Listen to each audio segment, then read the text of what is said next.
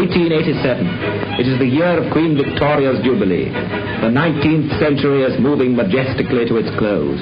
Only the bone shaker and the penny farthing disturb the quiet of the English country roads as we roll precariously over the ruts or trundle our safeties over the streets of the big city. 1888. Another important year for the world. A Scottish veterinary surgeon practicing in Belfast prepares for the epoch-making experiment. He is trying to construct a wheel that shall defy road shocks and has fashioned a tube out of rubber which he then inflates with air from a football pump.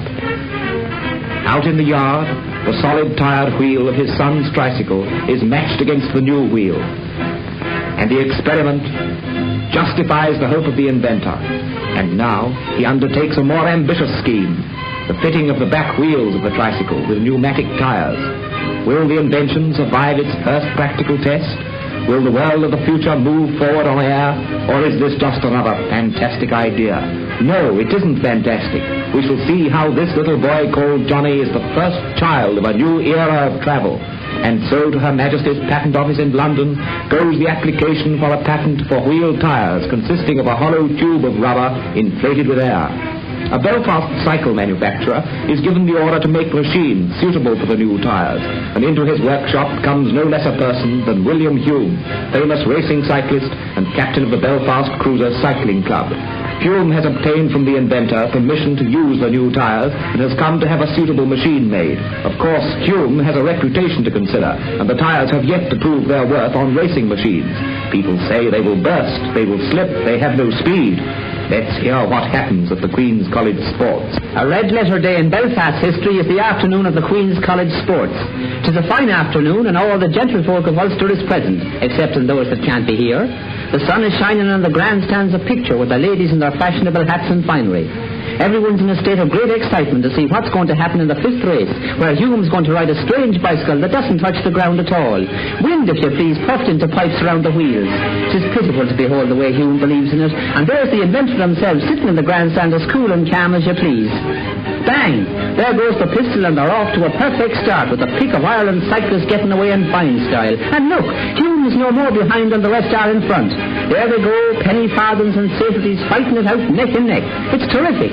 The tires are holding and Hume's holding and the crowd's holding its breath. Lap after lap, and now it's the last lap of all, and Hume goes ahead to win in a sprint that leaves the rest nowhere. Like a bird he is riding by on air, while we're all going mad with excitement. How about Hume's pudding wheels now? Who said he wouldn't win? Wasn't it ourselves laid 10-1 on him the way he was shaping at the end of the 4th lap?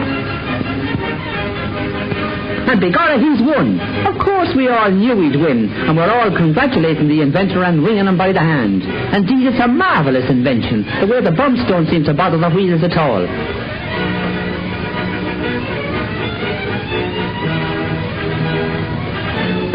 But that was all a long time ago, and now we are careering through the early years of the 20th century in motor cars, with a man in front carrying a red flag to warn people we are coming. Our speed is a steady 4 miles an hour, and as the years go slipping quickly by, the red flag disappears, and the needle of the speedometer is creeping steadily and safely up.